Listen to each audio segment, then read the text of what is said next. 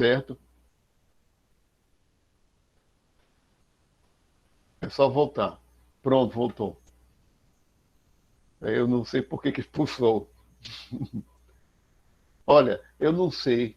Bom dia, nossa primeira aula, primeiro encontro síncrono do período, né, de História e Filosofia das Ciências Naturais, do período 2021.1, 2021.1.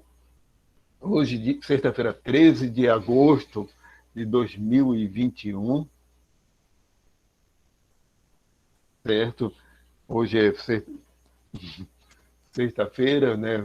Essas aulas já há algum tempo que só na sexta-feira pela manhã. A gente aqui, nosso horário já tem algum tempo que é só sexta-feira pela manhã, a manhã toda. É antididático, certo? Aula de seria melhor mesmo, é mais didático. 2 horas, mais 2 horas no outro dia, mas terça e quinta, segunda e quarta, quarta e sexta, certo? Seria bem mais. Mas a questão também de arrumar as outras disciplinas, do curso de vocês, o pessoal da licenciatura dessa mesma disciplina, só que foi feita uma reformulação e nessa reformulação, certo? Eles mudaram a ementa, lá é História, Filosofia e Ensino das Ciências Naturais, certo? E eles estão outro dia, é segunda e quarta à tarde, no final da tarde, de 4 às 6. Certo? Tem 8 horas de aula com 2 horas de intervalo. Não é hoje, né? Porque hoje à tarde, acho que vocês têm biofísica hoje à tarde, né? A tarde toda, certo? Ah, Micheline é professora? Ah, porque é mesmo. Às vezes eu me. Olha, atualmente eu sou o chefe do departamento, então seria bom eu saber, porque na realidade eu que coloco, organizo, tem que no sistema organizar quem professor está dando que aula, de que turma, certo? Mas muitas vezes a gente acaba só repetindo os períodos anteriores. Já está.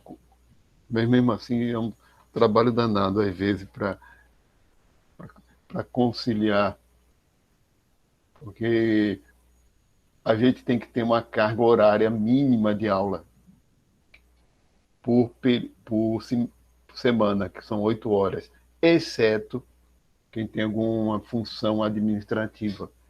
Eu mesmo não precisaria estar atualmente dando aula nenhuma. Não precisa mais, deixa isso para. Vamos ter mais delongas, vamos ter que falar da nossa disciplina primeiro, né?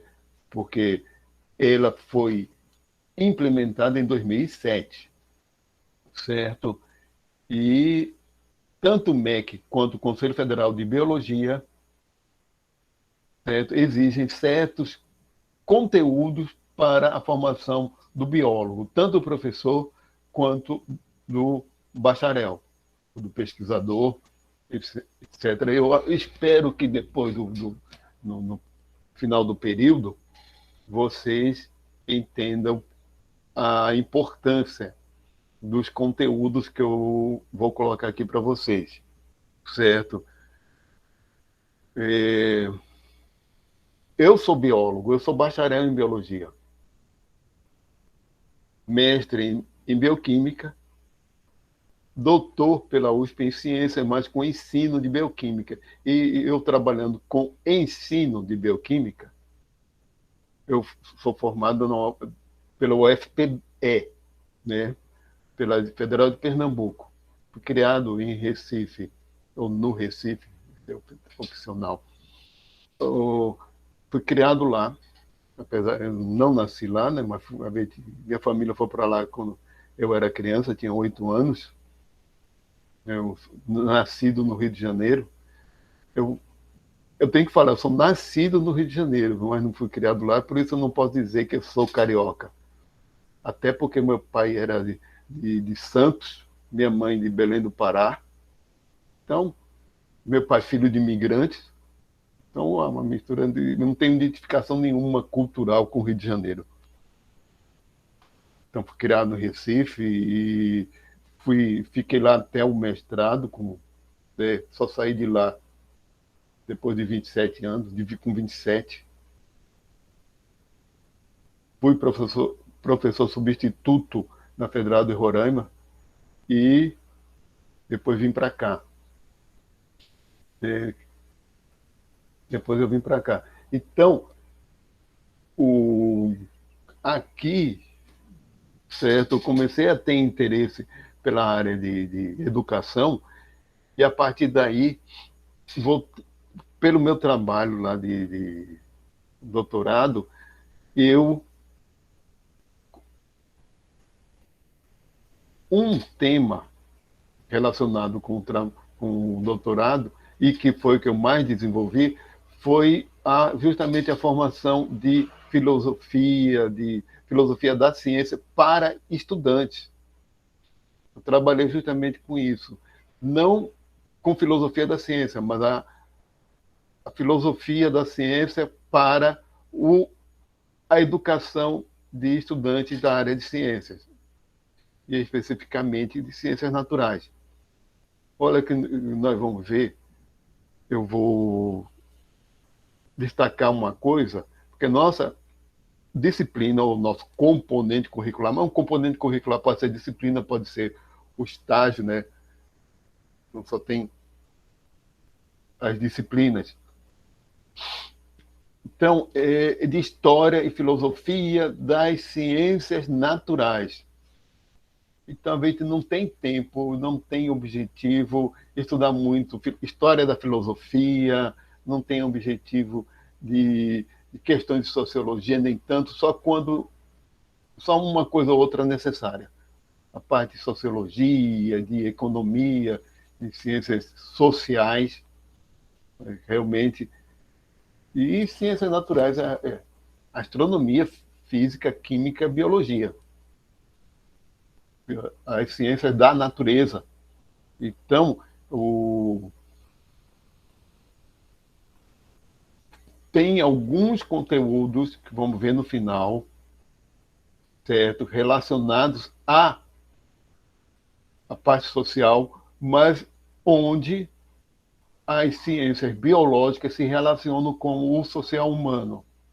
Isso vai ser importante também e faz parte do conteúdo, mas está dentro até do contexto do século XX e contexto atual. De algumas discussões atuais. Então, faz parte lá no final do nosso período alguns, alguns temas que são pertinentes. Olha, eu vou apresentar a minha tela.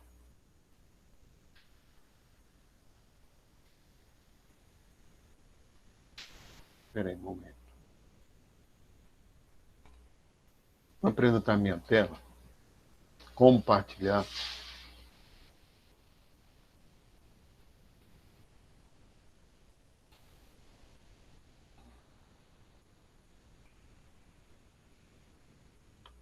Tem. Ela está olhando para a janela. Aqui só tem com os dois da minha filha, que ela está aqui agora, temos só 5 num apartamento, mas eles convivem. Cada um tem seu espaço. Então, tem uma coisa olhando, mas vamos lá. Eu acabo me distraindo com ela. A questão agora é por que a ciência está falhando. Olha, de um tempo para cá, a gente vê cada coisa absurda e é até fenômeno social. Estamos descarregando coisa aqui na casa do lado, material de construção. Olha, Por que a ciência está falhando? Com um grande público. Mas, no final das contas, a gente tem que pensar por que certos discursos, etc. Eu coloquei essa imagem aí, que é do mundo rosquinha, não é nem mais terra plana, não, é terra rosquinha. É esse formato. Que é uma invencionice que mais outra.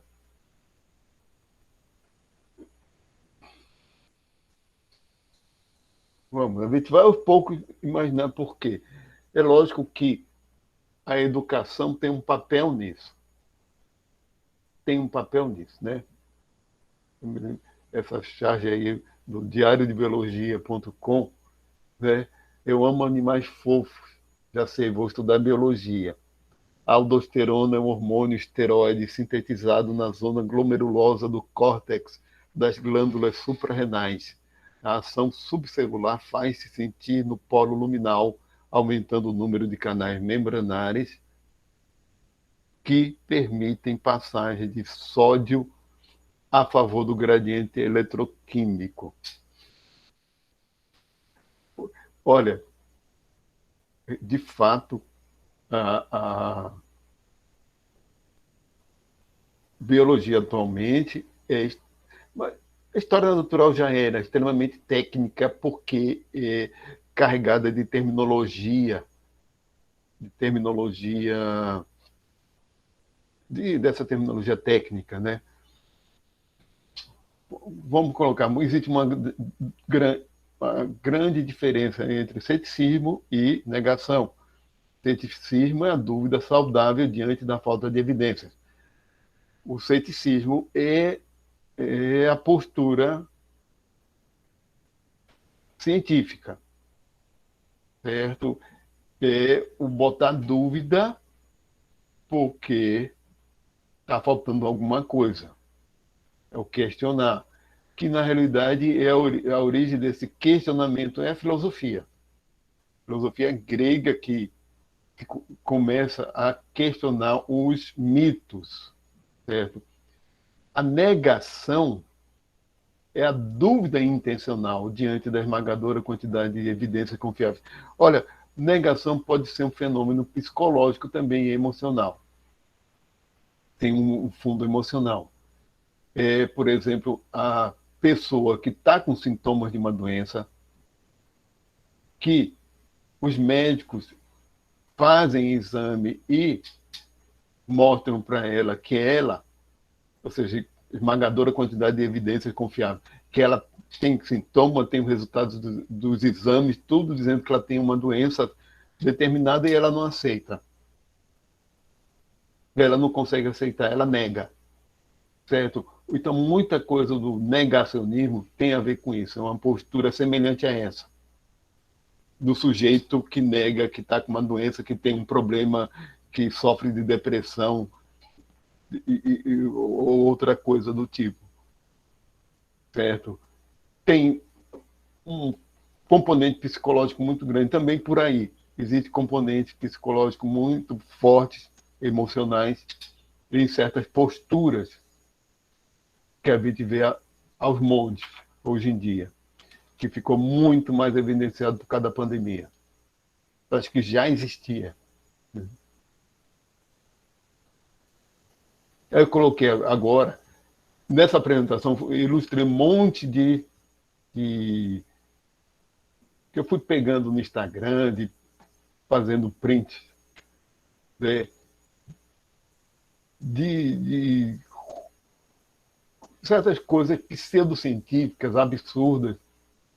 A embalagem aí, o negócio falando que tem com sal quântico.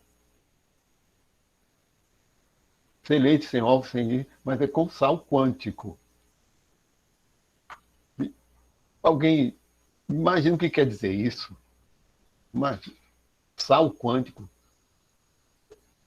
qualquer átomo, tá, a matéria é quântica, quântico ondulatória, segue, né?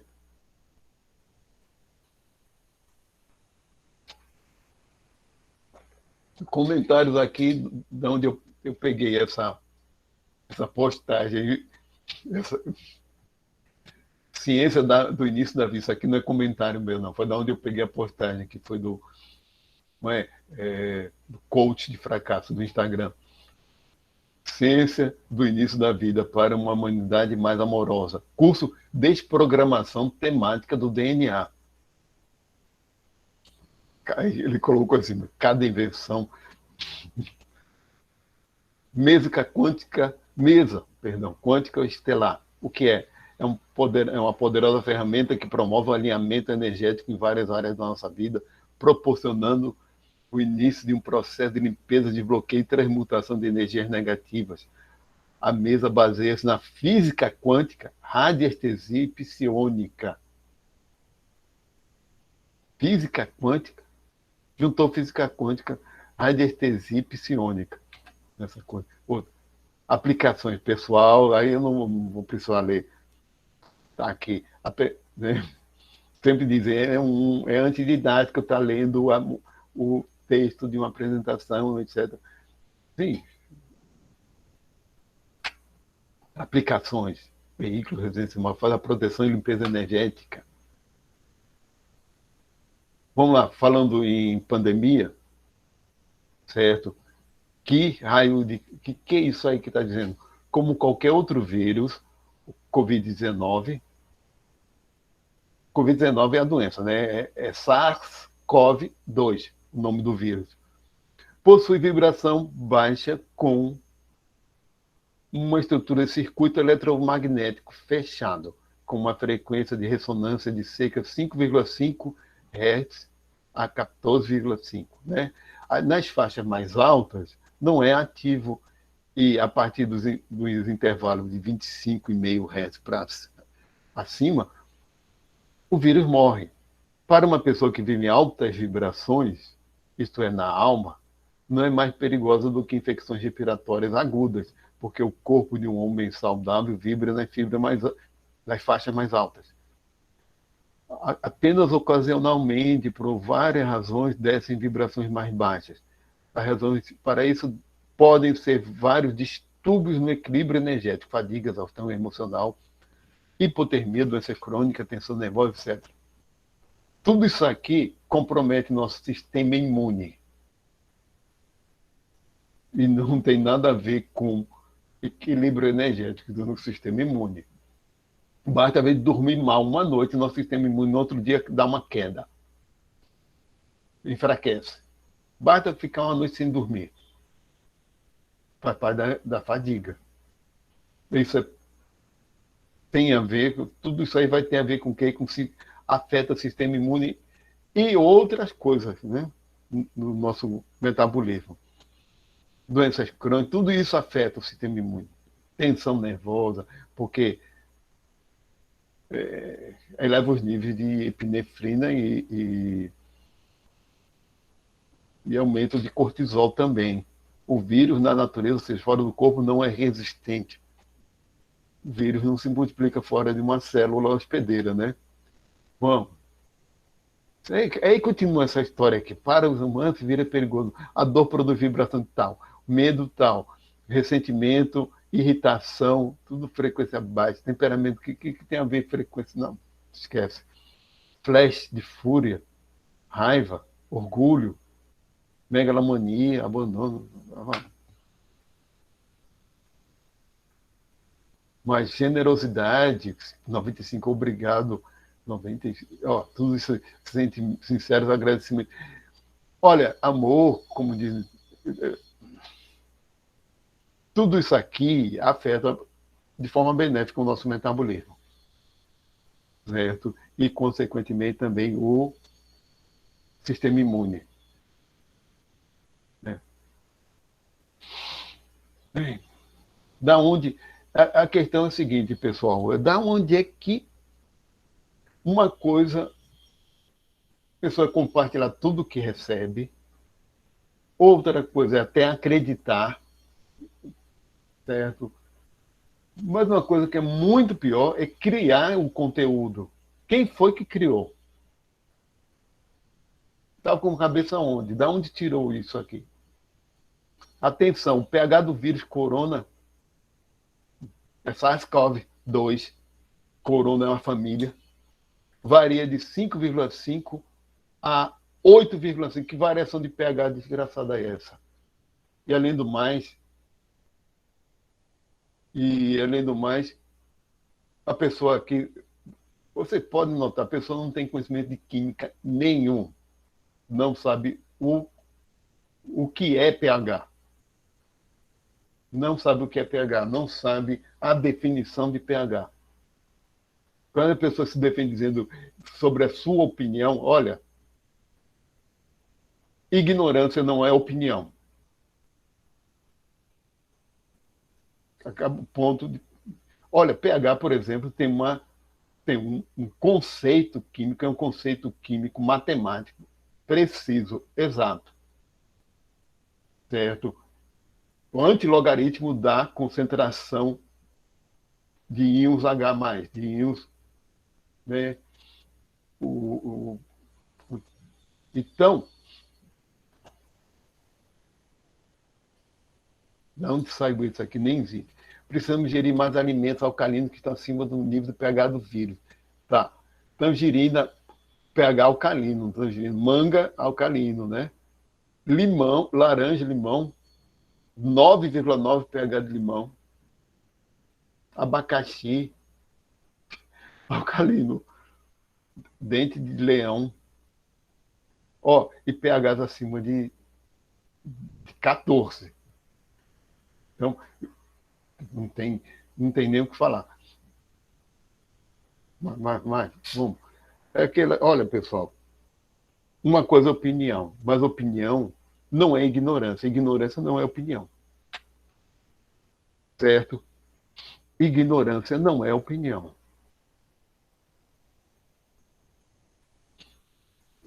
Espera aí um momento, o Daniel levantou a mão. Professor, Oi. eu fico imaginando uma pessoa que tem gastrite consumir esses alimentos ácidos achando que vai se livrar de um vírus. E aí fica bem pior. É porque a pessoa não tem falta noção, totalmente sem noção, por quê? Olha, nosso pH sanguíneo é 7,4. Se baixar para 7,3, baixar no décimo, já está dando problema. O nosso rins, etc., começa a trabalhar para compensar, para voltar ao 7,4. O pH celular é 7. Acabou. Se variar, a célula começa a morrer. Né? A gente tem uma regulação do pH extremamente delicada. Certo? O do estômago é ácido para a digestão das proteínas. Certo? Entrou no intestino, é neutralizado. O suco gástrico é neutralizado. Certo? Entrou no, então, e aquela história também, da própria definição de pH, pH é a concentração de hidrogênio iônica, né, de antilogaritmo de H+, em soluções aquosas. Então, tem que ser uma solução à base d'água. Como nossas células, 70% é água. Então, pH é para isso. Numa coisa, digamos assim, sal não tem pH, coisa assim, sem água não tem pH. Só, tá. Esquece, pessoal. Então, é como eu falei para vocês, o problema não é a pessoa que estudou química no colégio e esqueceu porque ou não aprendeu nada, ou já tem muito tempo que isso, ou não estudou, dependendo do nível de escolaridade, né? Nunca nem estudou. Mas outra é a criação do conteúdo. Eu não sei quem é que cria, o porquê cria. Só para ter like, views, essas coisas. Só pode ser. Ou seja, de alguma forma, ganhar dinheiro, né? Não sei. Eu vou continuar, tá, com a apresentação. Olha, É, é, no terraplanismo tem algumas coisas. Aí, repito, eu nunca nem entrei em site ou em canais terraplanistas nem nada que é para não dar algoritmo para eles,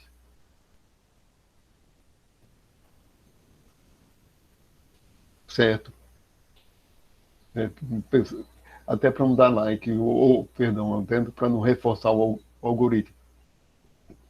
Mas, de alguma maneira, eu acho que tem sites, ou perdão, seria canais mesmo, canais terraplanistas, que o próprio criador do conteúdo não acredita muito naquilo, não. Ele que ele quer seguidores, é, curtidas, etc, etc, e patrocínio, porque ele vai para um público bem direcionado e uma coisa também de gerar, e tudo isso é criar polêmica. Oh, todo mundo está errado e não, eu não estou. Eu acho que tem gente que nem ele mesmo não acredita, ele quer gerar polêmica. Dar palco,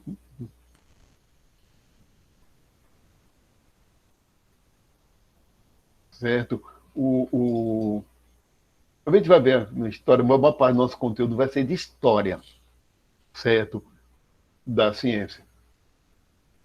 Vai ser mais de história, porque muito da filosofia vai ser vista ao longo da história.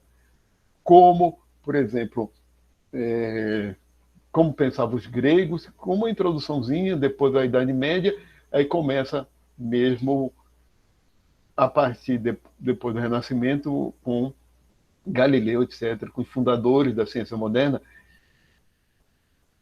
e com os fundadores da ciência moderna, começa como?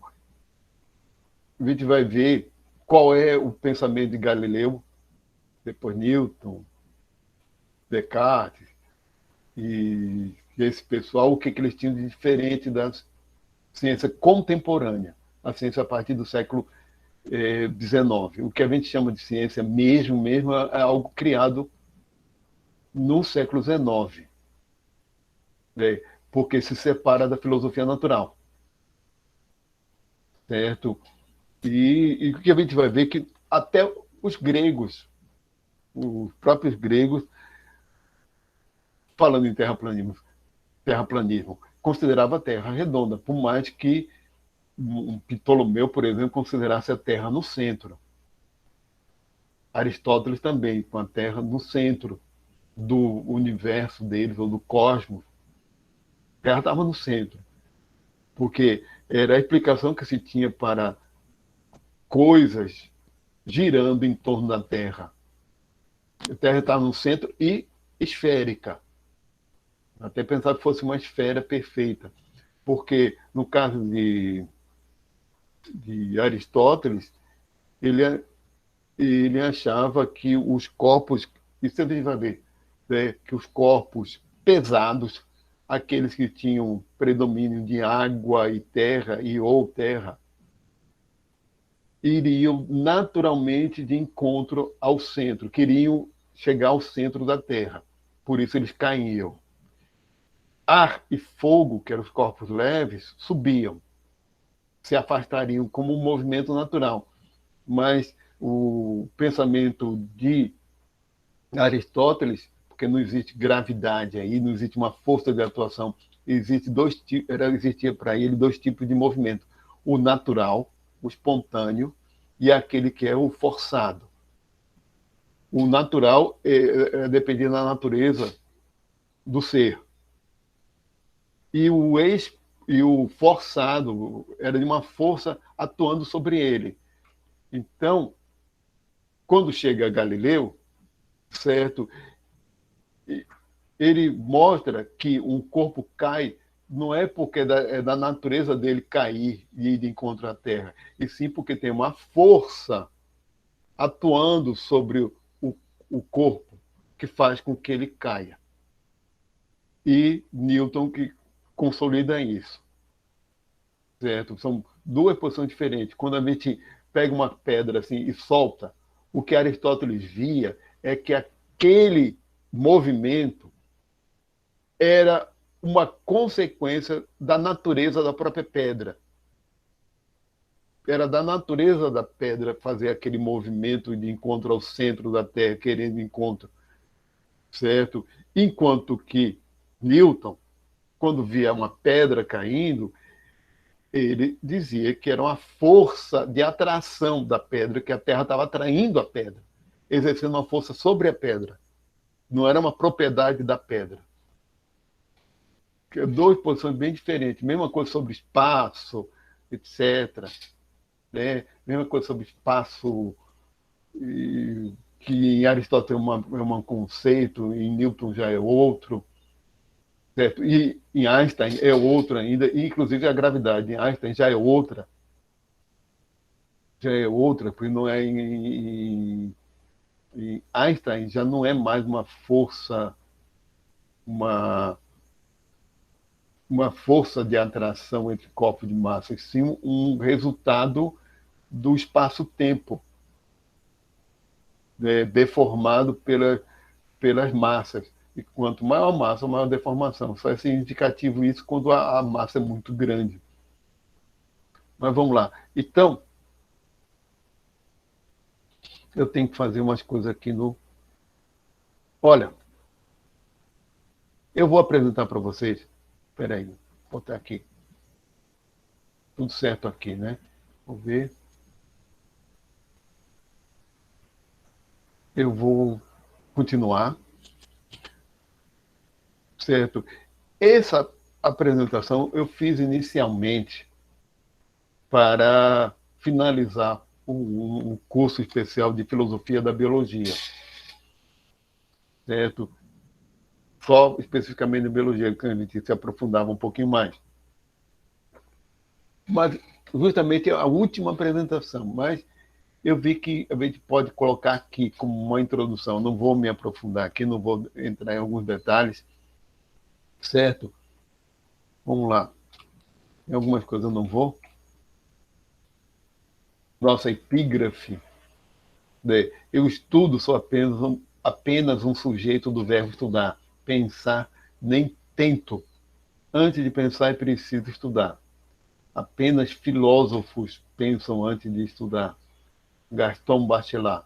Gaston Bachelard foi um pensador francês do século XX, o auge do trabalho dele no século XX, que lutou na Primeira Guerra Mundial. Ele teve que deixar os estudos dele de engenharia na Primeira Guerra Mundial, e depois da Primeira Guerra ele foi ser professor de ciências, de crianças, etc., e se interessou por filosofia.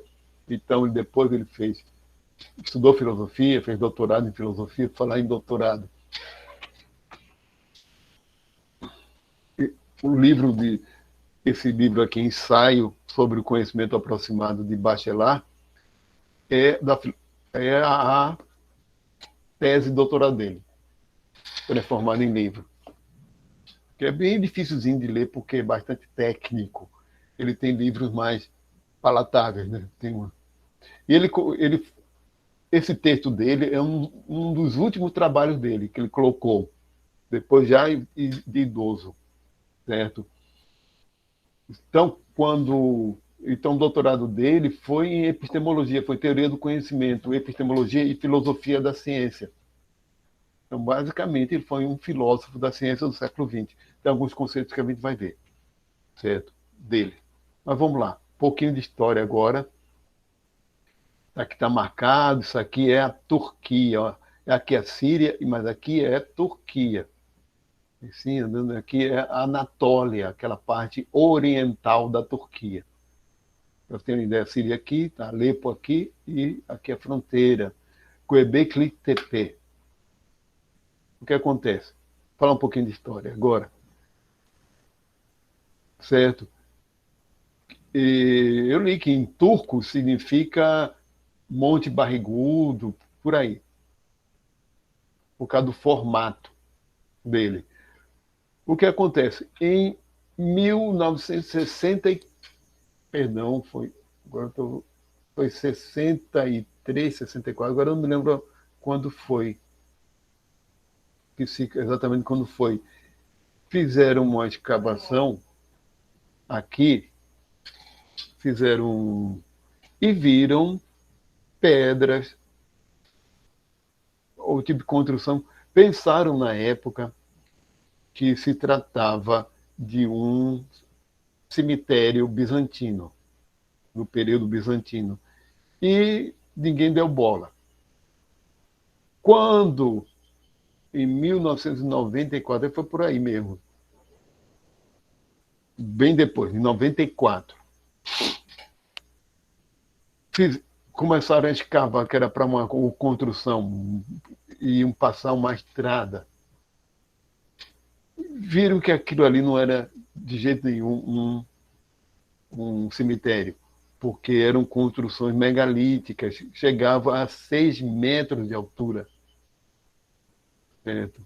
Então começaram a escavar. Nesse mesmo período, estava lá uma delegação de um grupo de arqueólogos da Universidade de Berlim.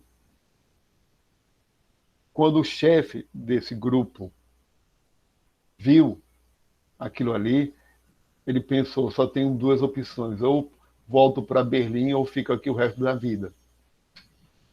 E foi o que aconteceu. Ele ficou ali até 2014, até o final da vida dele. Certo? Porque o que aconteceu?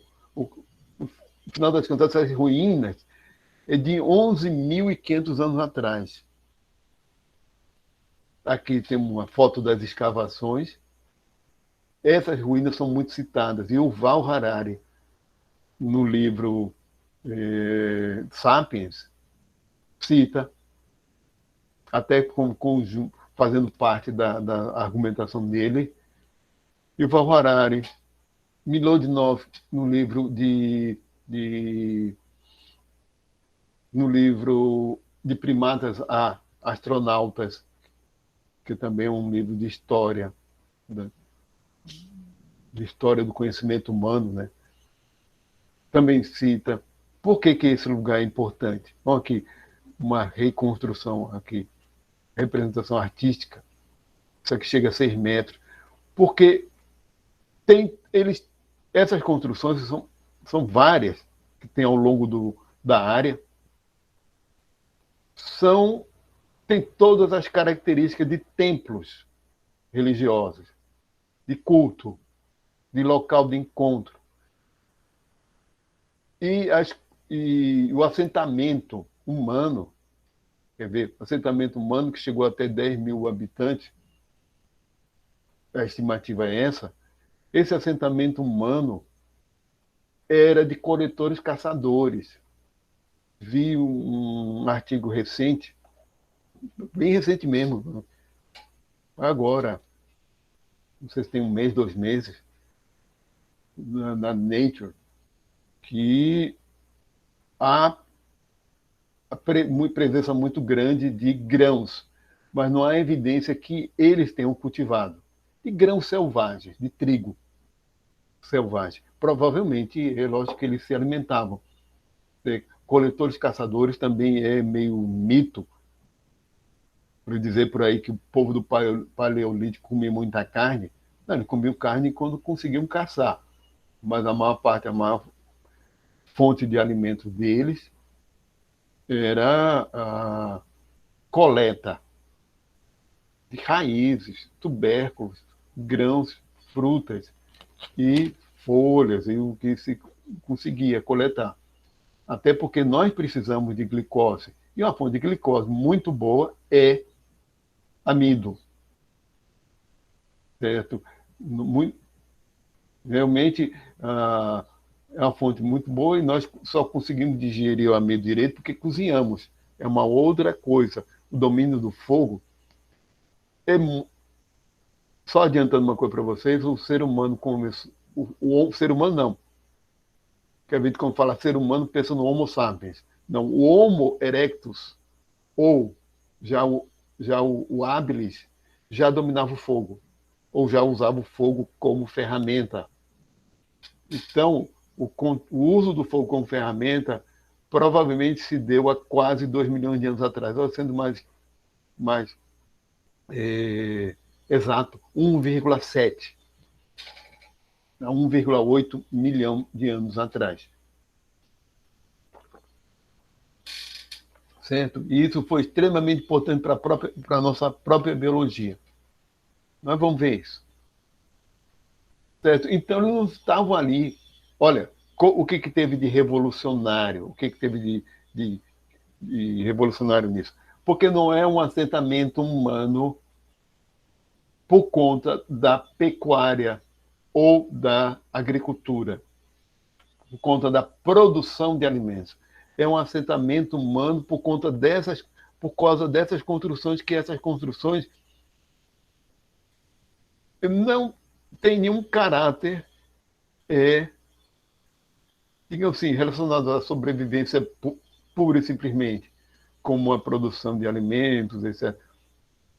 São, no final das contas, estavam ali por quê?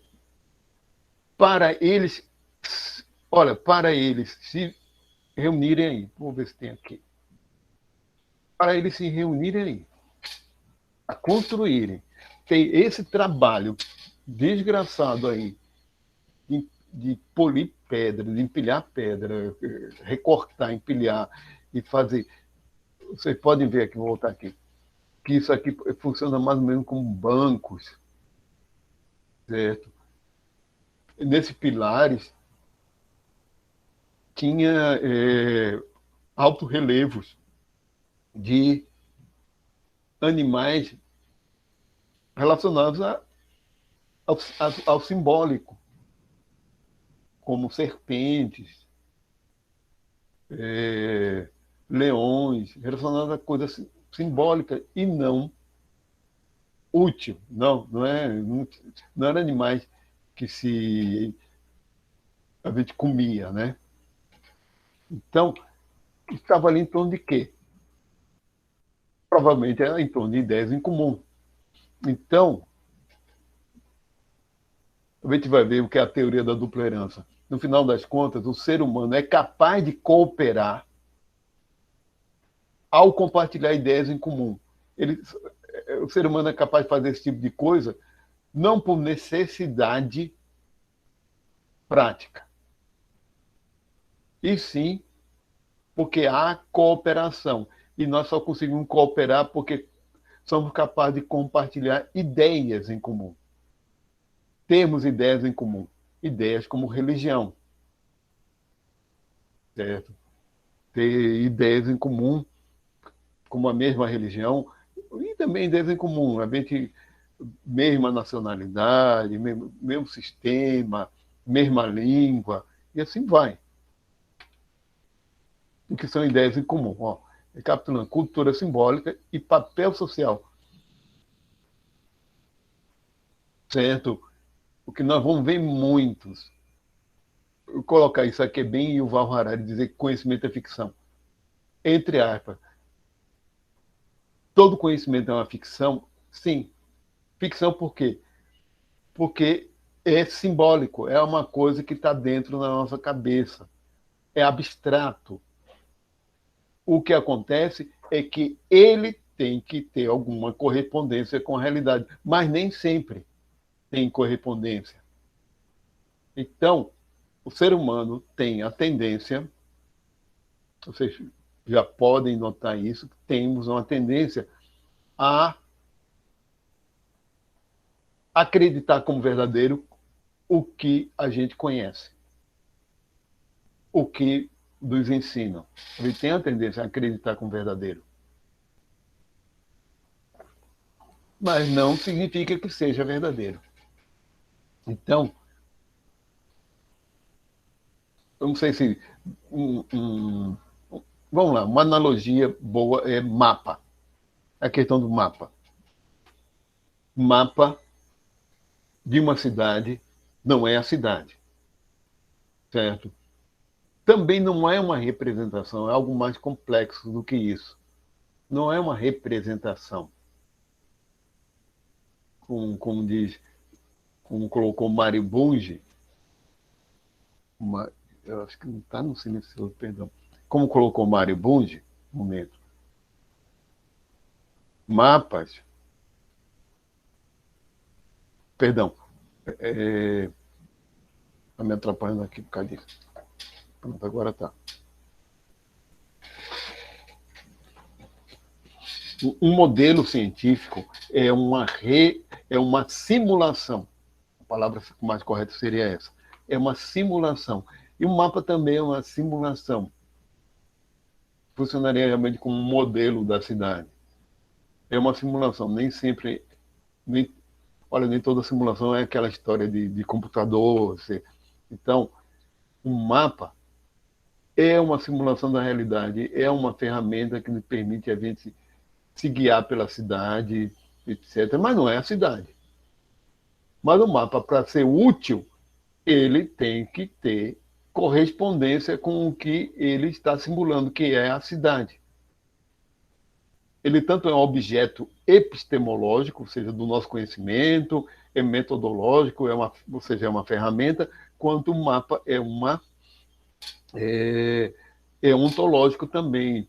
O mapa tem elementos da própria cidade ali. Ele foi elaborado a partir de dados empíricos da cidade. Essa analogia é boa porque uma teoria científica funciona também mais ou menos desse jeito. Um modelo científico e teorias científicas são feitas a partir de modelos. Certo? Uma teoria científica, por que um princípio científico consegue ser aplicado e se desenvolver tecnologia a partir desse modelo ou desse princípio científico? Porque ele tem dados empíricos devidamente corroborados, certo? Então, um conhecimento que é obtido a partir do contato da realidade, certo? É um conhecimento que tem correspondência com essa realidade. Não é nenhuma invenção. Por isso que eu tenho que dizer, conhecimento é uma ficção, entre aspas. Realmente, o abstrato é ficção, certo? Mas tem que haver a correspondência com os dados empíricos, com os dados reais. E outra coisa que é postura científica é que é o chamado realismo científico, certo? A gente faz ciência acreditando que existe, e isso o realismo é um pressuposto metafísico, certo? Olha, se a gente vivesse como na Matrix lá do filme, certo? Então, a realidade não existiria apenas uma simulação de computador. E mesmo digamos, na Matrix, lá no filme, os cientistas pesquisando, eles estariam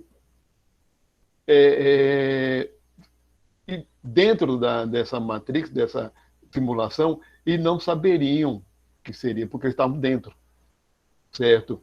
Mas a postura científica aceita que existe uma realidade, que o mundo não é uma Matrix e que o universo não é uma Matrix, que também não é, como os indianos chamam, o hinduísmo chama de Maya, ilusão dos sentidos. Os sentidos são ilusórios. Olha, a gente começar a se aprofundar, o grande ponto é a correspondência entre o conhecer e a realidade. Certo? A realidade, no final das contas, e se o ser humano não existisse? Não haveria. Quer dizer, todo esse mundo foi criado pela nossa cabeça? Não, né? Se a vida não existisse, o universo continuaria existindo. A Terra continuaria existindo, os outros seres vivos também, e pronto. Não existe. Então, é um conceito básico das ciências naturais, é a existência de uma realidade. Acho que muitos filósofos da ciência são realistas. Esse é o realismo científico, que existe uma realidade independente do ser humano e que nós podemos conhecer até um certo pelo menos até um certo ponto, de acordo com os nossos limites, certo? Até um certo ponto a gente consegue, provavelmente, né? Saber tudo aí é outra história. Nosso limite é quando... Então, o que a gente vai ver? O Yuval Harari fala desse dataísmo, que nós estamos entrando no dataísmo, em que a gente vai sair totalmente da realidade de percepção,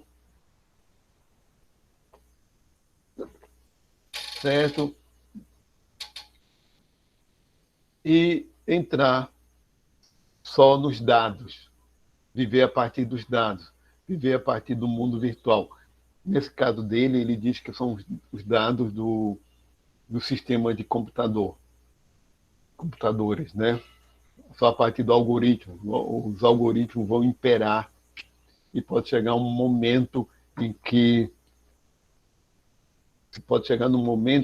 olha, em que, por exemplo, o sistema vai estar tão integrado na nossa vida que ele vai resolver tudo por nós. Até escolher música a partir dos algoritmos, né? Vai ter a percepção que, de acordo com o meu perfil, por exemplo, de personalidade, naquele dia, a partir dos meus dados médicos, eu vou estar... Dados médicos, a gente vai ficar monitorado o tempo todo. Então, a gente... Um sistema, por exemplo, não pode me despertar tal hora com tal música, porque vai ser mais adequado para me sentir bem. O que ele fala é que pode chegar um momento também em que, como o sistema vai saber tudo de todos, mesmo não tendo consciência nenhuma, porque computadores não têm consciência. E, de acordo com Miguel Nicolé, eles nunca vão ter. Que é outra, mas é outra coisa. Não vamos devagar muito, não.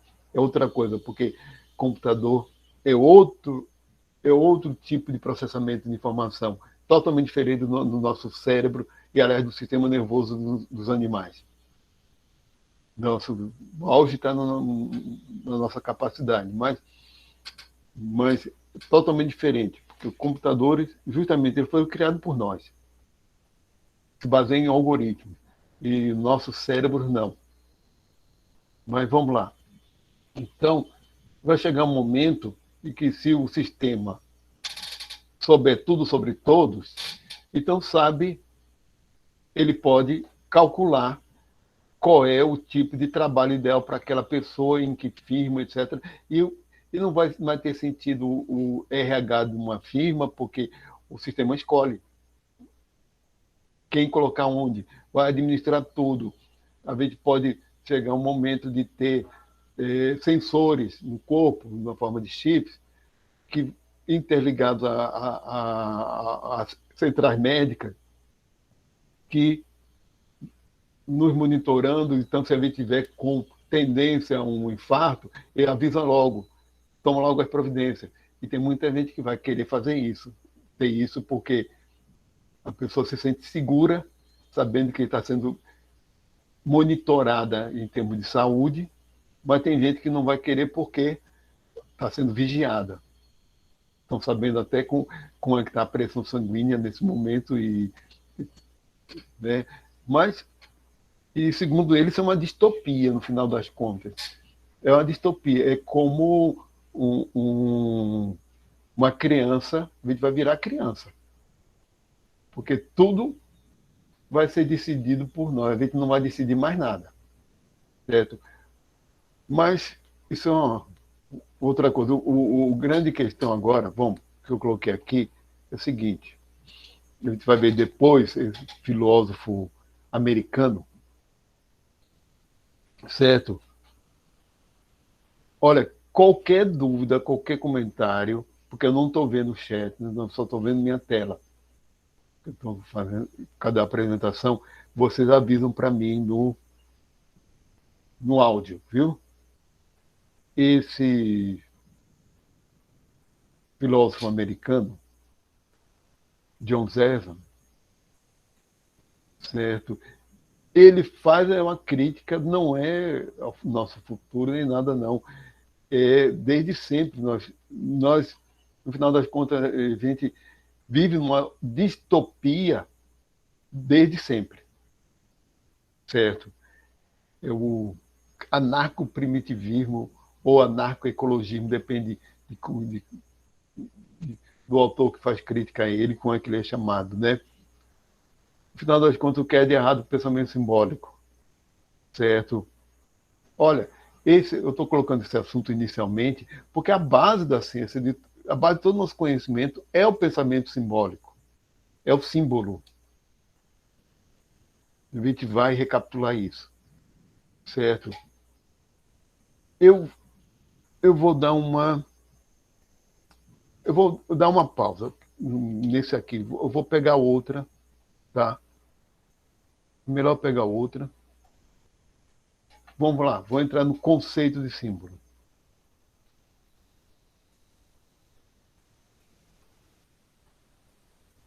Está aqui.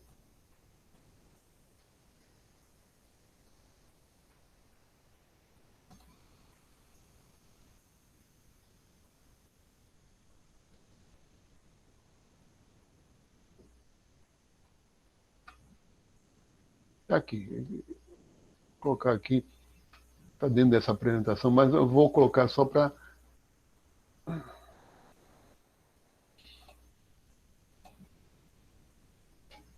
Alguns conceitos, tá?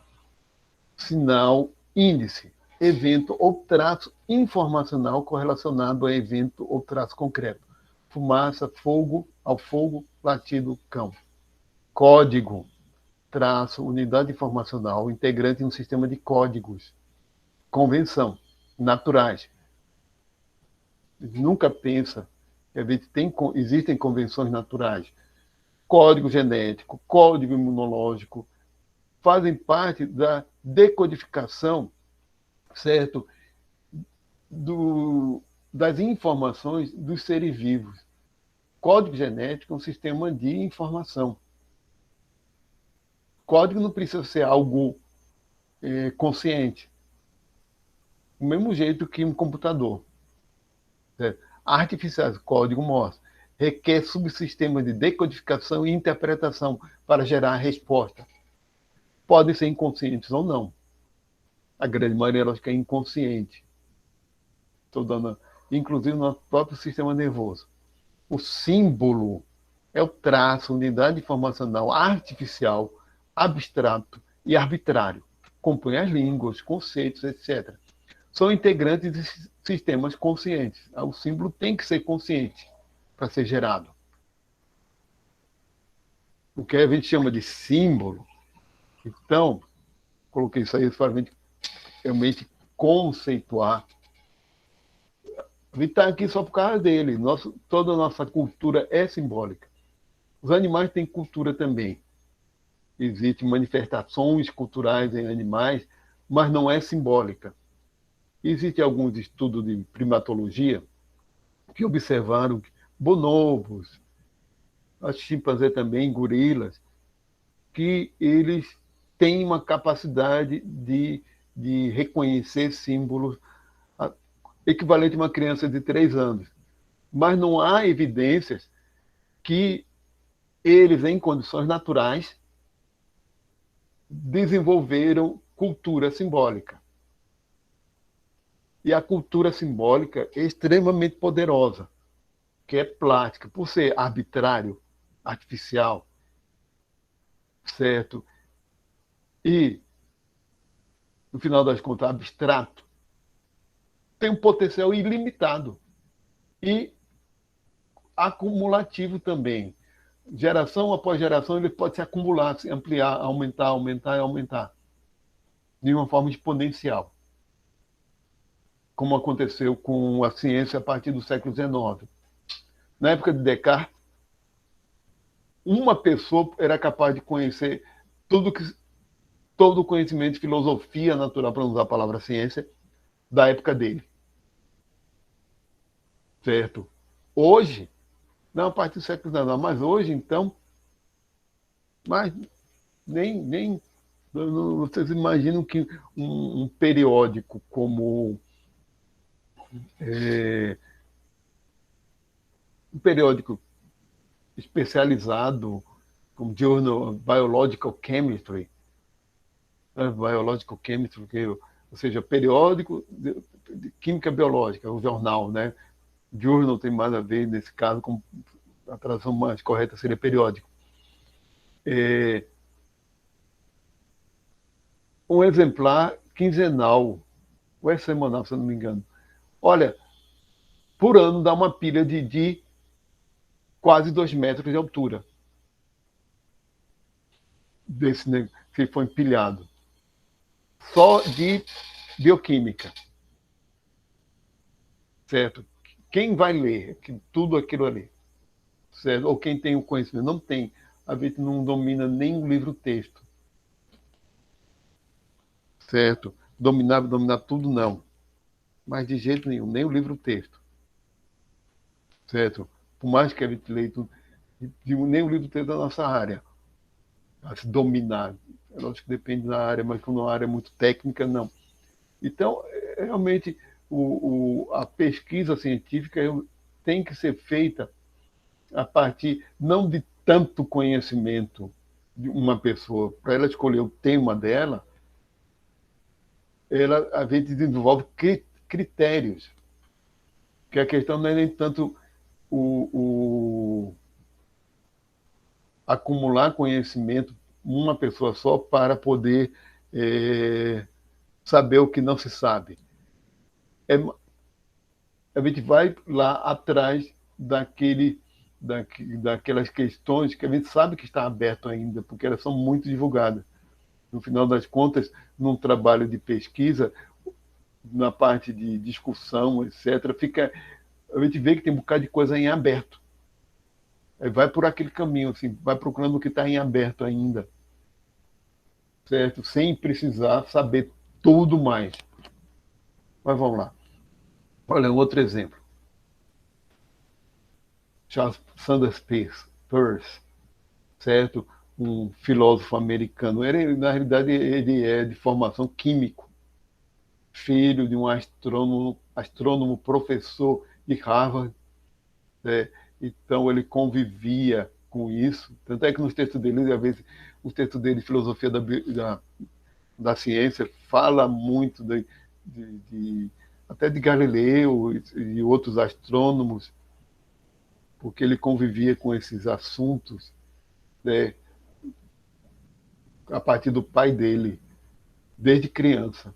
E ele se formou em Química, depois enveredou para a Filosofia da Ciência, e ele é muito mais conhecido pela semiótica dele, que é o estudo dos significados, certo? Do significado. Então, o conceito fundamental aqui tem a relação triádica entre objeto, signo e interpretante. Tipos de signo: ícone, índice e símbolo.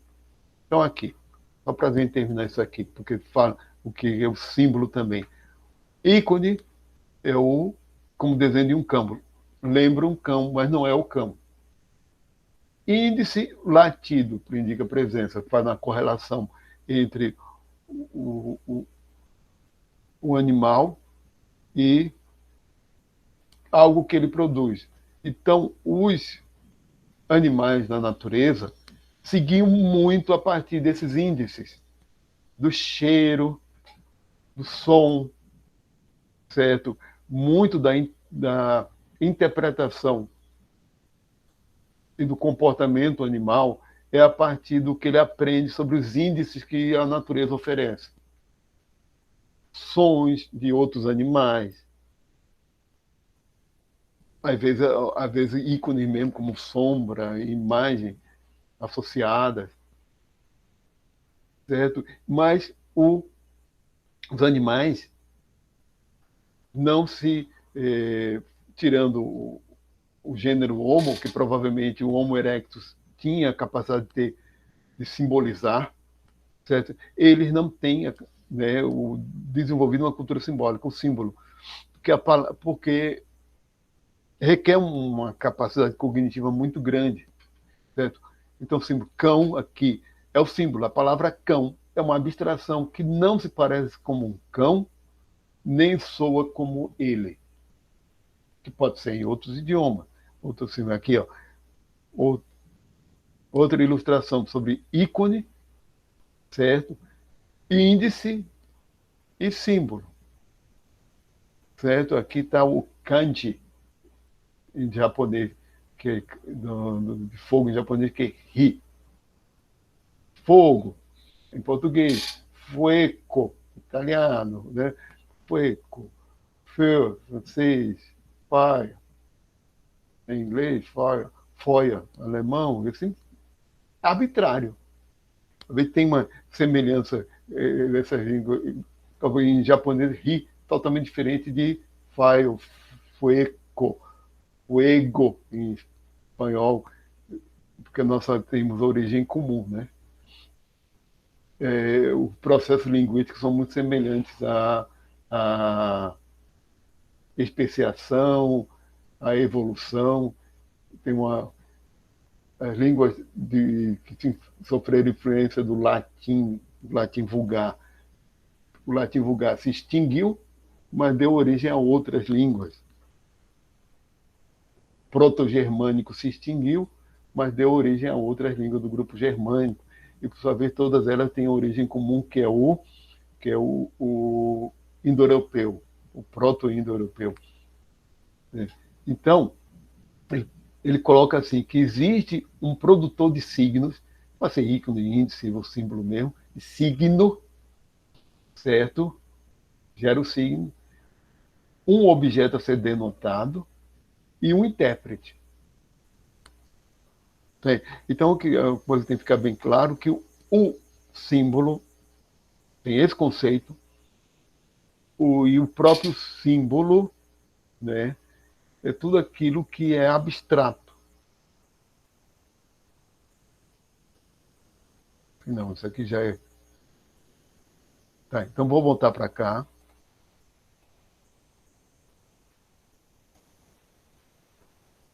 Olha, por que eu estou insistindo um pouquinho nesse conceito? Porque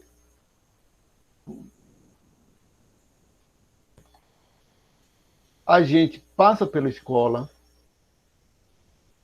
antes de passar pela escola, a gente aprende nosso idioma, nossa língua mãe. Nós já nascemos com o cérebro já pronto para aprender o idioma naturalmente naquela idade, naquela fase. E realmente aprender o idioma estrangeiro depois de certa idade tem que ser outra metodologia. Realmente a gente não vai aprender como se fosse uma criança de 1 ano, 2. Não aprende mais. A gente passa por tudo isso, depois vai para a escola, sai da escola e não sabe que todo o processo que a pessoa passou foi de incorporação de uma cultura simbólica, porque não entende nem o que é o símbolo, nem o que é símbolo. Então, todo símbolo é arbitrário, abstrato. Se ele tem correspondência com a coisa real, é outra história. Certo?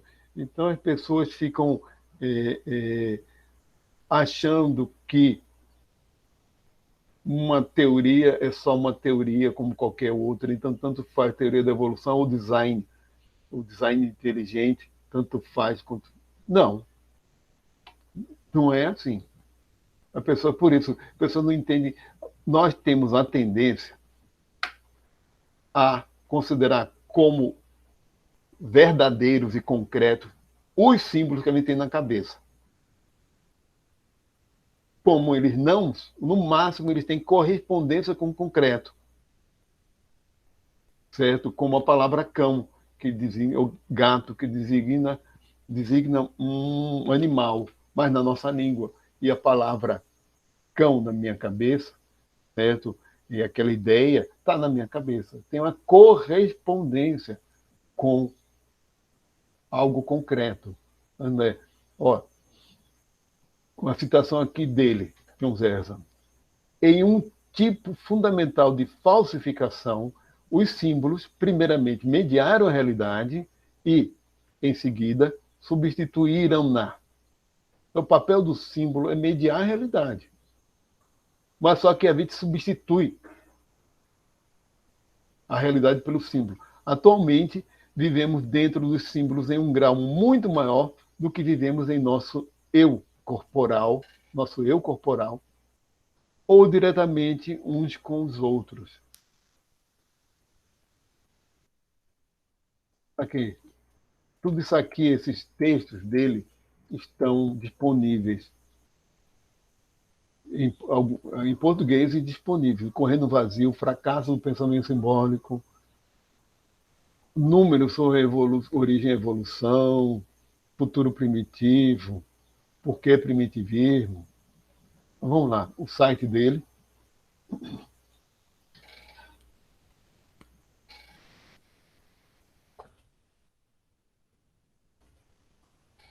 Eu não vou me alongar muito, não, mas a questão dele é o seguinte, que a cultura simbólica em si é distópica, certo? Ela, ao ser desenvolvida, é distópica, por mais que ela seja poderosa, porque é uma ferramenta poderosa de construir, a gente é uma ferramenta de cooperação. A gente só consegue cooperar em grupo de milhões de pessoas porque temos cultura simbólica, como língua em comum, identidades nacionais, etc. Por isso a gente é capaz de cooperar em grupo de milhões. Então ela é extremamente poderosa. Mas ela é, no final das contas, desconectada com a natureza. Então a crítica dele é essa. Bem, leva à desconexão com a natureza. Mas vamos lá. O pós-modernismo é o que se tem quando o processo de modernização está completo e a natureza se foi para sempre. A citação que ele faz. Né? Que remonta desde a própria cultura simbólica sempre se enfatizou. Certo? Francis Bacon, já lá em 1500 e tanto, já falava sobre o que nós devemos controlar a natureza, saber é poder, etc. E controle da natureza é outra história também. Afinal das contas, por que? Certo? Ele fala, a gente vai ver que houve um processo de matematização da representação da natureza, de Galileu até os dias atuais, até com a mecânica quântica ondulatória e depois com a física das partículas subatômicas, certo? Diagrama de representação de Feynman, até Olha, eu não vou me alongar muito aqui em certos pontos, porque a gente vai ver isso depois. Eu coloquei aqui para vocês, é só para a gente entender isso, entender uma coisa, que qual é o papel da cultura simbólica. A gente acaba se enveredando por um caminho, como diz, que esse caminho é a desconexão com a natureza. Certo? A gente vive mergulhado numa cultura simbólica de tal modo que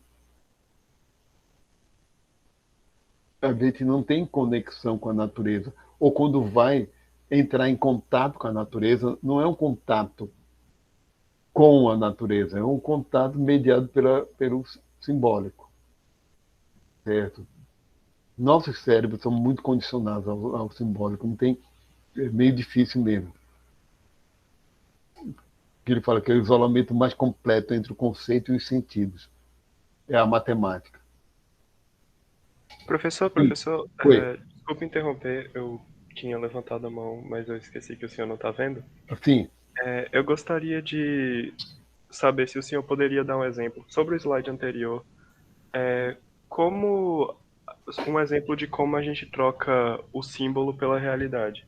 é a chamada reificação. Vou falar, vou colocar aqui, certo? Reificação, tá?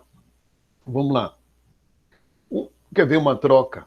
Eu não quero falar assim que não vou fazer essa crítica, mas uma troca pelo simples realidade pode até que seja, pode ser que corresponda à realidade, mas muito das crenças religiosas é uma troca do símbolo pela realidade.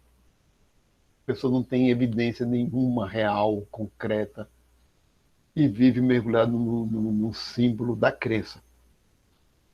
Ou seja, a crença é carregada de símbolos e vive lá, acreditando naquilo ali como se fosse real e concreto. Mas, de modo geral, a reificação, que é essa troca. Na mente, o símbolo, ao invés de ser algo que a gente sabe que está na nossa cabeça, assume um caráter concreto, um papel concreto dentro da nossa cabeça. Então ele fica como se fosse separado. Eu queria dar um exemplo, mas o exemplo que vem agora é sobre crenças religiosas. Eu não estou querendo aqui criticar a religião, não é, o sentido não é esse. Mas estou falando assim, mesmo científico, mesma coisa, muita coisa científica, a gente. É, eu queria citar exemplos mais. Não, mas eu entendi, eu consegui entender. Está começando a entender depois, porque é como se o símbolo, para aquela pessoa, ao invés de ser parte da mente dela, fosse algo separado. A gente, na realidade, a gente só não acha que é algo que está dentro da nossa mente, realmente. A gente só tem essa percepção quando tem esse conhecimento, tem essa consciência. Mas a gente passa a vida toda operando símbolo na cabeça, etc. Mas para nossa cabeça, para nossa mente, aquilo é algo que está separado da mente. E assume um caráter concreto, pensando. Ao invés de ser uma representação da realidade, ele substitui. Ele assume uma realidade à parte. Isso é a chamada reificação, que a gente poderia chamar também de. Falando usando um termo coloquial, seria uma coisificação, que essa palavra não existe, né? Transformar o abstrato em coisa, em concreto. É a coisificação da realidade. Olha, isso, essa coisificação da realidade, é algo que já foi bastante estudado em ensino de ciências, que dá sentido concreto a coisas abstratas, e mesmo na matemática, isso é muito comum em estudantes, certo? E por isso não consegue entender alguns conceitos de física, alguns, por exemplo, centro de gravidade não existe em termos concretos, mas é um conceito. Não existe em termos concretos. O centro de gravidade de um corpo, dependendo da posição daquele corpo, com variável de um corpo. Por exemplo, uma pessoa, se ela inclina para um lado, se inclina para frente, para trás, para o lado, abre as pernas, ou onde ela se desloca, há um deslocamento do centro de gravidade. É um conceito matemático abstrato, que existe como tal, certo? Mas não é concreto, né? Então, muito dos conceitos da física são desse tipo. São conceitos matemáticos, certo? Que têm correspondência com algo concreto, mas eles não são concretos, certo? Ó, esse processo de abstração e seus resultados formais e gerais fornecem um conteúdo que parece estar completamente separado do indivíduo pensante. Um usuário de um sistema matemático e de seus valores não entra no sistema. É. E aí ele fala dos... Eu não estava querendo me alongar, mas vamos. Ele fala muito de preconceitos. Né? A cultura ocidental elaborou uma série de preconceitos que não tem nenhuma corroboração na antropologia, são meros preconceitos. Que a Europa, a partir especialmente quando entraram em mais contato com povos ameríndios, da África, e achavam que os povos primitivos, entre aspas, eram pré-civilizados, sórdido, brutal, sem nenhum embasamento em evidências antropológicas, certo?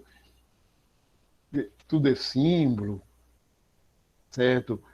E assim vai. Isso aqui a gente pode falar depois ao longo da história, certo?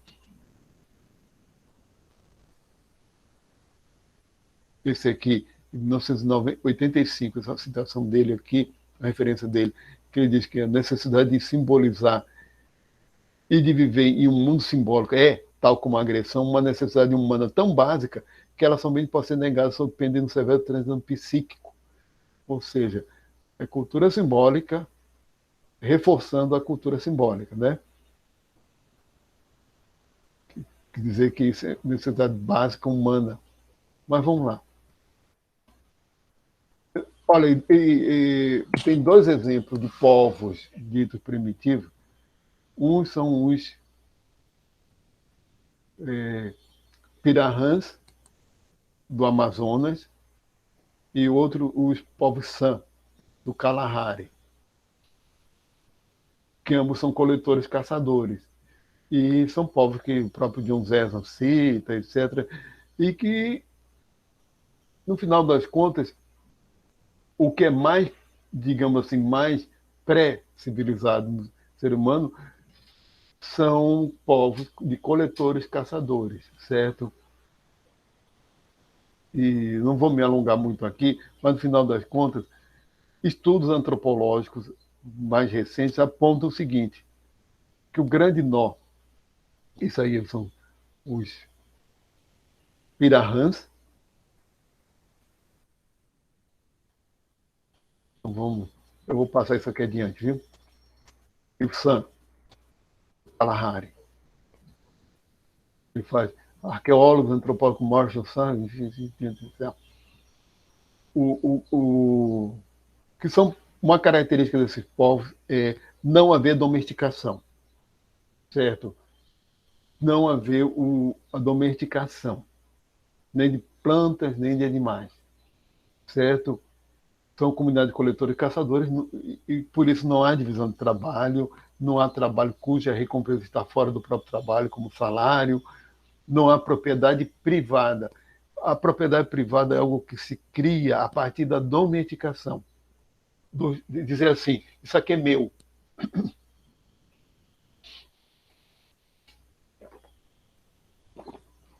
Para um coletor-caçador, certo? Para um coletor-caçador, ele, digamos aqui, ele não tem o conceito de propriedade privada, porque ali é tudo da natureza, do mesmo jeito que tem de território, que é algo concreto, de área, como os animais também têm, os animais caçadores também têm a noção concreta de território. Sim, mas não tem a propriedade privada. Então, ninguém é dono da terra, certo? E a maior igualdade de gênero, certo? E isso é algo que a gente vai falar ainda nas origens do ser humano, no final. A gente vai falar umas questões de sexualidade e gênero também, porque tem uma discussão muito atual e, do mesmo jeito, discussões de raça, de raça, sexualidade e gênero e outras da teoria da evolução, existem umas discussões de religiosos, especialmente, que são muito, mas muito rasteiras. Muito. Não, mas deixa para lá, a gente vai falar isso, certo? A maior integração grupal, consenso e não hierarquia por poder, certo?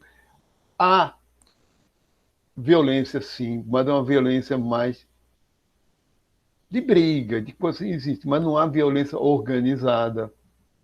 Olha, e a maior nível de satisfação pessoal, certo? Trabalho 4 horas por dia, em média, certo? Isso, muito mais socialização, certo? Foco no presente, etc. Olha, depois eu falo do Krishnamurti, não vou falar hoje não. É o seguinte, eles têm cultura simbólica? Tem, certo? Tem. Se tem um idioma, tem língua, todo grupo humano tem. E tem gente que considera que povos, perdão, espécies que nos deram origem, como Homo erectus, provavelmente já tinha forma de comunicação abstrata, símbolo. Talvez não fosse elaborado como nossos idiomas. Tanto é que as línguas desses povos são línguas que faltam muito dos vocábulos, certo? Porque são línguas muito da representação do concreto. Então, uma coisa, de fato, eles têm a cultura simbólica, porque eles têm forma de se comunicar, têm línguas próprias. As dos povos santos são extremamente difíceis. E é gozar que são extremamente difíceis. A fonologia tão entre a língua, eu acho que é a língua mais complexa do mundo inteiro em termos de fonologia, em quantidade de vogais e de consoantes, porque eles têm, além do nosso tipo de consoantes ocidentais, eles têm os chamados cliques e claques, e que junta com a vogal, faz aqueles sons assim, e sai juntando com vogal. Você vai ouvir, que eu já ouvi, áudio desse povo falando, parece que. Sabe aquele. Como é? Aquele. Esqueci o nome. Aquele cara do hip hop que faz aqueles sons com a boca. Faz aquele bocado de sons diferentes. Né, O beatbox. Beatbox. Parece ter som de beatbox ali no eles falando. Tão complexa que é a fonologia da língua deles. Mas o vocábulo deles tem a ver com a vida deles, como qualquer povo, né? Tem a ver com a vida deles, etc.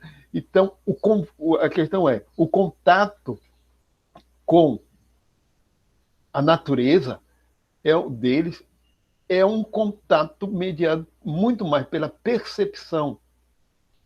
Então, um caçador, ele tem que usar os sentidos para interpretar o que ele está. Por exemplo, o objetivo dele é caçar, certo? Ou fazer uma coleta de alimentos. Então, na natureza, ele vai ter que usar o olfato, a audição, a visão, e tem uma sensibilidade muito grande. Dizem que esses povos eles têm sentidos muito mais apurados do que os nossos, porque são desenvolvidos desde criança, desde a infância. Sentidos mesmo, porque eles vivem em contato com aquela natureza desde muito cedo. A vida toda, na realidade, né? A vida toda. Mas, digamos assim, ele realmente tem um sentido muito mais apurado do que os nossos. Uma visão muito mais aguçada. Audição, olfato, certo? Então, ele tem que usar tudo isso aí para poder sobreviver na natureza. Então, eles têm um contato com a natureza que é mediada pela percepção e não pelo símbolo. Nós, a gente sai para a rua, a gente está o tempo todo olha para as placas, lê e pensa, né? Então a gente fica com uma cabeça não prestando tanta atenção assim no final das contas na nossa percepção, certo? Existem meios de se superar isso. O próximo autor aqui estava aqui, o Krishnamurti, fala um bocado de coisa de meditação, etc. Eu vou falar isso depois, mas hoje não. Mas a questão é o que fazer então, porque não é possível jogar fora a cultura simbólica, não. Não é possível vivermos como coletores, caçadores, tem quase 8 bilhões de pessoas, não é possível mais. Isso é um conceito que eu vou falar para vocês depois. Porque a gente pode fazer psicoterapia, psicossomática, né? Meditação, esportes radicais que integram o sentido. É uma boa forma de integrar os sentidos, de surfar essas coisas, porque a cabeça tem que estar integrada com o resto do corpo para fazer para esse tipo de atividade. Certo? Contato com a natureza, um contato mais genuíno, né? Caminhadas, né? No final das contas, o problema não é negar a cultura simbólica, é reconhecer o papel do símbolo como ferramenta, certo? E reconhecer que o símbolo, que o que ele é, e que cultura simbólica não traz felicidade. No final das contas, felicidade é algo que tem muito mais a ver com a percepção, com o sentir, e não com o pensar. Coloquei aqui o símbolo não traz. Não, porque o símbolo não tem nada a ver com chamada felicidade nem nada, ou com sentimentos. Felicidade tem muito mais a ver com o sentir. E para mim superar, de fato, uma lição de Krishnamurti, para mim superar, por exemplo, o medo, a gente tem que sentir o medo e não pensar sobre o medo. A gente tem que sentir e saber e perceber o que ele é. E não pensar, quando a gente sente medo, a gente começa a pensar sobre ele. O problema é esse. Por isso que a meditação a técnica de meditação é para parar de pensar e começar a sentir. E como seria com ser humano sendo símbolo. É isso aí. Vamos. Tem muita coisa ainda pela frente. A questão agora, daqui a introdução aqui à nossa disciplina.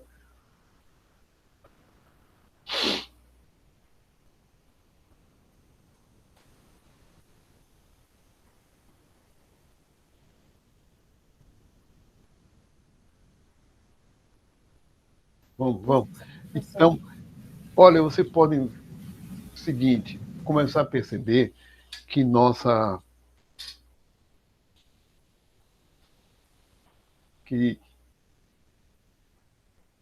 que ainda estamos em introdução, pessoal. A introdução é porque eu não estou falando nada de história da ciência, nada realmente de filosofia. É um assunto bem geral, bem básico, que é a própria base da cultura simbólica, né? De toda a cultura humana. Certo? Então vamos aqui. Aqui tem uma apresentação que eu vou até às 10 hoje, certo, pessoal? Para dar 10 hoje não. Intervalo de 10 às 10h30, certo? Intervalo de 10h30. Tá? 10 às 10h30. Certo? Como faltam 15 minutos, 10 minutos, aliás, eu vou começar a falar isso aqui. Que é falando da nossa disciplina em si, certo? Olha, a apresentação do slide atual não precisa mais. Vamos lá. A ementa, muito ampla. A ementa, a professor não mexe na ementa, foi... A ementa das disciplinas, elas são criadas na formulação do currículo do curso. a partir de uma comissão de vários professores de vários departamentos se reuniram e criaram a disciplina. O programa já é uma responsabilidade do professor, mas a disciplina, por exemplo, a nossa ementa é o que é uma teoria científica, a distinção entre o saber científico e outros saberes, filosófico, artístico, religioso, senso comum. Isso, ao longo do curso, a gente vai ver. Eu vou falar um pouquinho hoje, mas ao longo do curso a gente vai ver isso.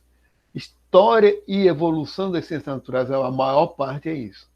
No final das contas, história e evolução do próprio conhecimento das ciências naturais, a maior parte do nosso tempo vai ser isso, justamente isso. Epistemologia das ciências naturais, que é a filosofia da ciência, a teoria do conhecimento. Obstáculo epistemológico, que é a construção do conhecimento científico. Nós vamos ver ao longo da história vários casos de nó que foi dado ali e só se resolveu depois de muito tempo. Por exemplo, certos conceitos como força vital. Esse conceito só foi abandonado no século XIX, comecinho ou final do século XVIII. Por se acreditar que havia uma força vital, se, digamos assim, atrapalhou um bocado. Vocês vão ver isso. Em alguns debates foram a ideia do progresso científico. Existe progresso, mas vamos lá. Afinal das contas, ciência, ideologia, aplicação funcionais de mecanismo e organicismo, tudo isso aqui tem a ver mais com um debate contemporâneo, certo? Nosso objetivo geral, desenvolver competência de pensamento crítico dos estudantes, promovendo a capacidade de debate e de questionamento de conteúdos através do fundamento de história e filosofia das ciências naturais, contribuindo para a formação de professores de ciência, ensino fundamental e biologia no ensino médio e para a formação de pesquisadores. Esse objetivo geral é também para o pessoal de licenciatura, certo? Era também, certo? Continuando. Esse aqui não, que é de outra disciplina, isso aqui não agora. Então, principais problemas da filosofia da ciência. Demarcação entre conhecimento científico e outra forma de conhecimento, a avaliação das teorias científicas e a influência social na formação do conhecimento. Nós vamos ver isso, tá? Eu vou, talvez ao longo do período, tá? Olha, vamos começar hoje, afinal das contas, o que é conhecimento científico e o que não é. Uma boa parte do trabalho de filósofos da ciência no século XX, como o pessoal do Círculo de Viena, depois Popper, Thomas Kuhn, Lakatos e Feyerabend, estavam interessados em dizer o que é ciência e o que não é, ou o que é científico e o que não é. Popper já falava o seguinte, que o objetivo ali era definir o que é conhecimento científico, o que é científico, mas não é dizer o que é falso e verdadeiro.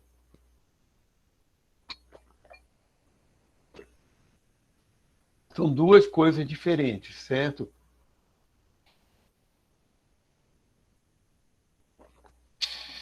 O que é conhecimento científico e o que é ser falso e verdadeiro, certo? Então, o que é ciência, o que é filosofia, que é arte, religião, por onde a gente vai distinguir como as teorias científicas são avaliadas e a influência social na avaliação e na formação do conhecimento.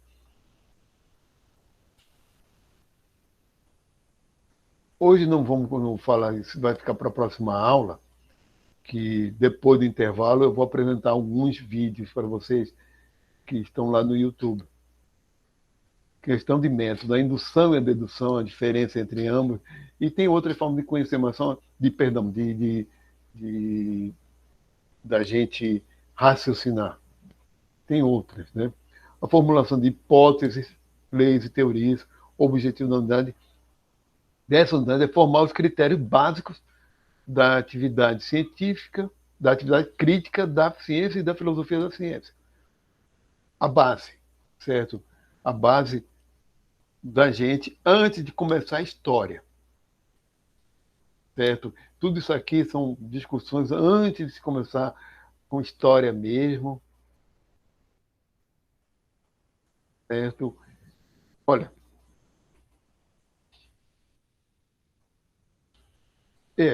faltam 5 minutos, eu não estou querendo falar agora, começar esse assunto agora. Vou fazer o seguinte, vou dar um intervalo agora, certo? E até as 10h25, tá? Intervalo até as 10h25. Eu vou disponibilizar todo o material e textos também. E esse vídeo vai ser disponibilizado, está sendo gravado e eu vou disponibilizar. Tá, dá intervalo mais cedo. Parar a gravação, parar a apresentação, interrompendo gravação.